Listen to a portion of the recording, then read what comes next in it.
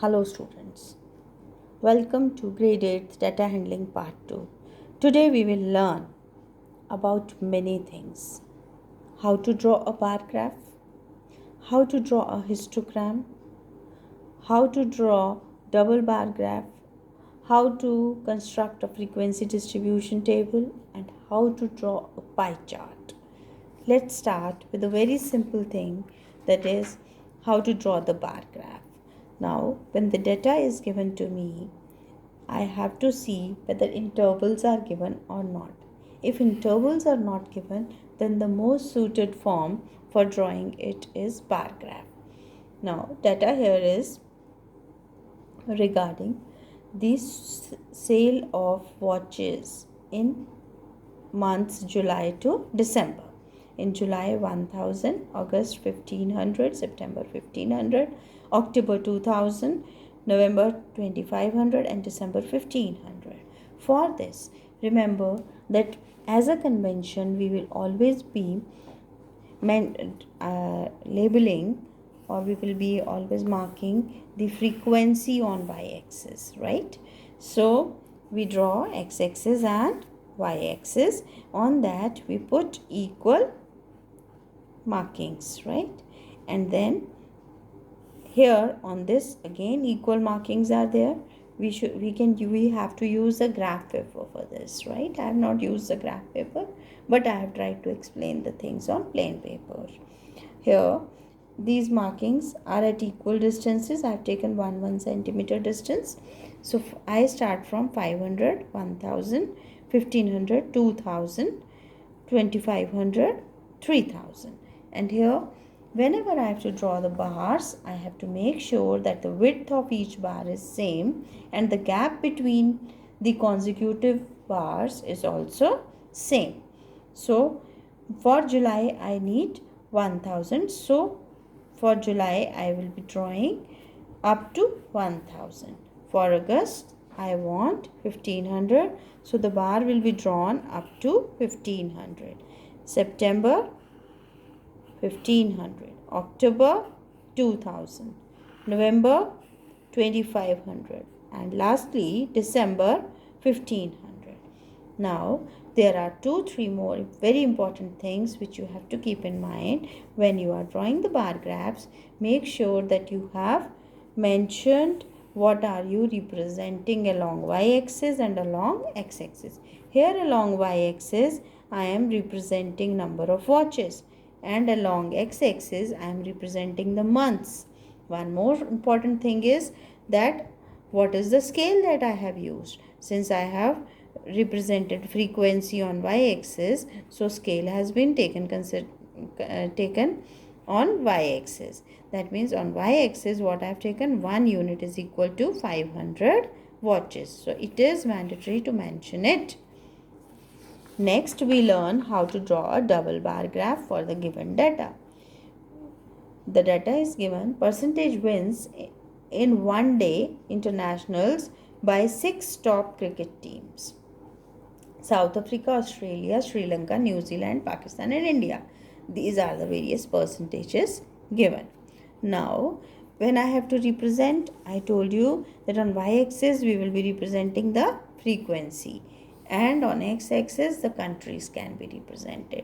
Remember that both the bars will be drawn together, but we can always show them with different signs. Like I have 2 distinct ways here with dots, and this is zigzag, right? So South Africa, it is having 2 percentages in 2006 and 2007. For 2006 I am representing with red dots, and for this 2007 I am representing by these blue lines, right? So here again make sure that you are marking equal distances. So I have marked here equal distances. While plotting the bars, I will make sure that between the consecutive bars the difference should be same, and width of the bars should also be same. So accordingly I will label. Since the minimum one starts from 38 and the maximum goes to 78, so I can start here from 35, right? 35, 40, 45. I have kept the gap of 5. But here the gap is more, so I will draw a kink. What is a kink? Kink is a zigzag line here. Alright, you can draw like this, which means that I have shrunk this line, that is y-axis, I have shrunk downwards and it has come here, right? Now, when I have plotted, markings are done or labelings are done. What is represented on y-axis? Percentage wins. What is marked here? The countries. The countries are marked on the x-axis. So we start with South Africa first. So 2 bars have been drawn for South Africa. One showing 75% and the other one showing 78%. Next, for Australia, you will be representing 61 and 40. Then for Sri Lanka, we will be representing 54 and 38. And then New Zealand, we will be representing 51 and 54. Then Pakistan, 44 and 49. And lastly, India, 43 and 56%. Alright, it is important to mention the key that I have mentioned. Then scale on y-axis. The scale on y-axis has been taken as 1 unit is equal to 5%. Now I have represented it. Now what are the uses of double bar graph? The uses of double bar graph are that it is, I am able to see, I can compare the results of 2 years just in one glance. And if I want to compare in this the performance of different countries, that also I can see, right? Here, for example, South Africa, its performance has increased in 2007, whereas in case of Australia, the performance has drastically gone down. Same with Sri Lanka, and in others, everywhere, New Zealand, Pakistan, India, everyone's performance has improved. Now, let us see very carefully again. It is India which is showing the maximum progress, and my maximum downfall is shown by Australia. So these are the uses of double bar graphs, that they give us a visual representation of the given data, and the comparison becomes very easy. Now, construct a frequency distribution table for the data on weights of 20 students of a class using intervals 30 to 35, 35 to 40, and so on. The data is given here. For this, we need to make 3 columns in the table, that is class intervals, telemarks, and frequency. The idea for the interval has been given in the question itself, that I have to take from 30 to 35. For that, first of all, I have to check what is my minimum data and what is my maximum data. Here minimum value is 31, and what's the maximum value? The maximum value goes up to 65. Now let us start making the intervals and see up to which reading they go. 30 to 35, 35 to 40, 40 to 45, 45 to 50, 50 to 55, 55 to 60, 60 to 65, 65 to 70. Telemarks, how to put? One by one, we will take the data and go on marking against each interval. First is 40. So 40 lies here, so I have put this mark. 38 lies here, so I have put a mark here. 33, it lies here, I put here. 48 here. Like that we will go on doing till whole of the data finishes. Now frequency will be sum of all these bars. So here 3, 4, 4, 5. How do we represent 5? 4 bars have been put. For the 5th one we will put a diagonal bar. So 2, 1, 1. Now drawing the histogram. It's very easy to draw the histogram. The only difference between the bargram and histogram is that there are no spaces between the bars, whereas there were spaces in the bar graph. But how to start? Again, y-axis and x-axis, I have told you frequency will be marked on y-axis always. So frequency varies from 0 to 5. So I have put all the markings here, 0, 1, 2, 3, 4 and so on. And all the intervals will be marked on the x-axis. My intervals are starting from 30.